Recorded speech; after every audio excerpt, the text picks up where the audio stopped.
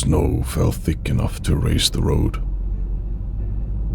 Not just cover it, but swallow it whole.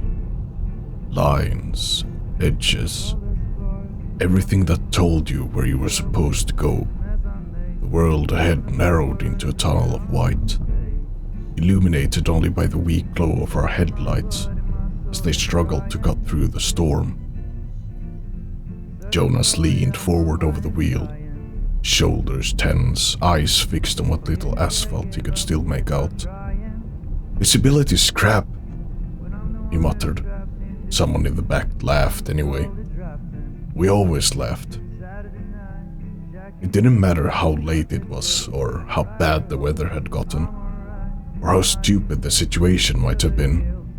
If things got uncomfortable, we joked. If things got quiet, we filled it. The heater barely worked, pushing out weak bursts of warmth that never quite reached our feet. Cold had already crept in, settling into the car like an uninvited passenger. Music played softly through the speakers.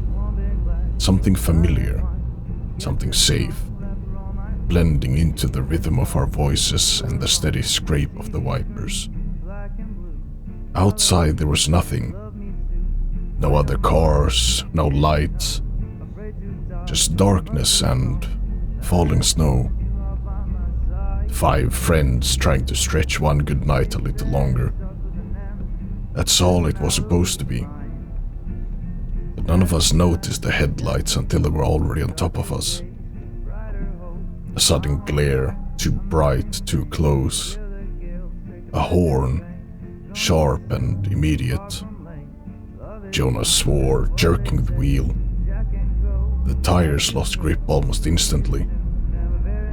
And just like that, the world stopped making sense. The car slid sideways. The road vanished beneath us. Up became sideways. Sideways became nothing. Then everything broke apart all at once. Metal screamed, glass burst inward like frozen rain. The car flipped. Once, twice. The weight of our bodies disappearing as gravity let go. For a single impossible moment, there was nothing holding us down. Then, impact. Violent and final. I couldn't breathe. At first there was no pain, just pressure. Heavy. Suffocating. Like something was sitting on my chest. I tried to breathe, but snow filled my mouth. Cold, sharp, and wrong. For a moment, nothing made sense. I didn't understand why I was outside.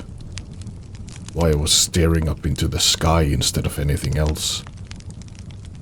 Then feeling returned, all at once. Cold, unbearable cold. It didn't just sit on my skin. It sank deeper into muscle and bone, wrapping around me until it felt like it would never let go. I was laying several meters from the road, half buried in snow that melted against me, soaking through my clothes until they clung uselessly to my body. Ahead of me, the car burned, crushed and twisted. Orange flames reached upward into the storm, flickering violently as snow vanished the moment it touched them.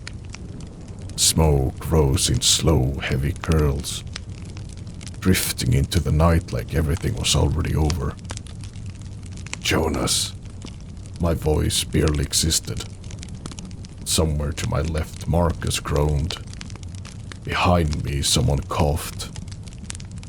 We'd been thrown clear. Alive, for now. The fire crackled louder than anything else. Or maybe everything else was already fading. Snowflakes landed on my face. melting slower with each passing second. I tried to move, but nothing answered. My arms didn't respond. My legs didn't move. My body felt distant, disconnected. Pain faded first, then fear. And when the cold stopped hurting, that was when it truly scared me. My vision blurred, the fire stretching into long streaks of gold as the edges of the world softened. For a moment, everything felt peaceful, too peaceful. The snowfall quieted, the flames dimmed. Sound drifted further away like it was being pulled from me. I remember thinking, at least we weren't alone. The burning wreck grew distant. The orange glow softened. Warmer, brighter. The crackling fire shifted, changing into something else entirely. Wind, gentle, rustling. The cold disappeared. Snow beneath me became grass, soft, warm, and alive. Birdsong replaced the storm, and when I opened my eyes, the sky was blue, endless, alive. I inhaled sharply as air filled my lungs without pain. I sat up too fast, the world tilting before settling again around me. No snow, no fire, no road. Only an open clearing, tall grass swaying under unfamiliar sunlight. Colors too vivid to feel real. Memories crashed back all at once. The road, the crash, my friends. "Guys!" Wind answered. Nothing else. Then a voice. Close, confused. "What happened?" Hope surged through me. I turned toward it and found him. He stood in the light between the trees, tall and slim, like moving might break whatever this was. Silver hair fell past his shoulders, catching the sunlight. His ears tapered into delicate points through the strands. Not human. He stared down at his hands like they didn't belong to him. "This isn't real," he whispered. But his voice, that was real. I stepped closer and he turned. Recognition came first, then confusion. Because I wasn't the same either.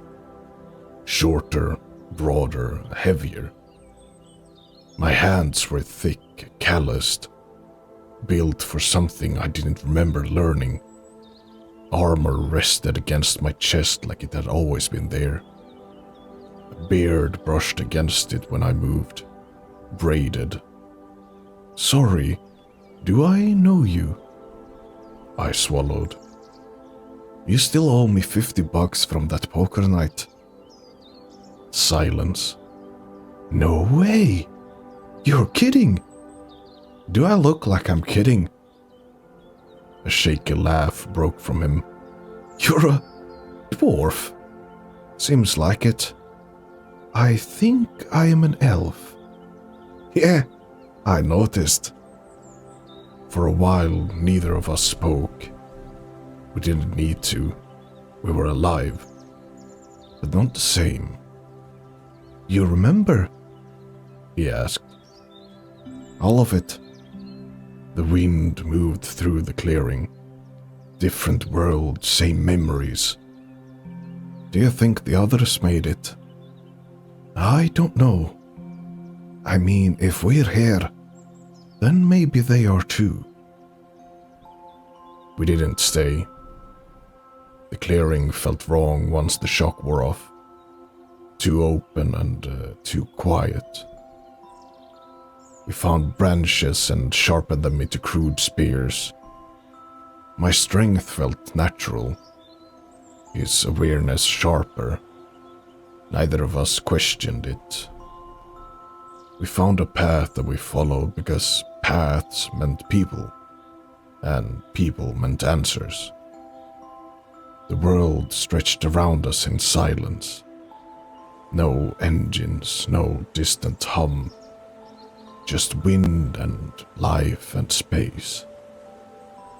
It was beautiful, but at the same time unsettling. We talked as we walked about the others, about signs, about what we'd say if we found them. Hunger came. We risked eating some berries. By the time we saw smoke, the sun had begun to lower. Thin, controlled. We both stopped. "That's a settlement," he said. Hope rose again. Careful this time, we moved toward it. Slowly. The trees thinned, the land opened. And there, resting quietly in the distance, was a village. Wooden rooftops, smoke rising from chimneys. Movement. I exhaled slowly. We're not alone." He nodded. "No, we're not." But as we stood there watching it, neither of us said what we were both thinking.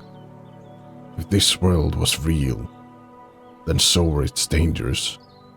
And somewhere out there, 3 more of us might be alive, or already lost.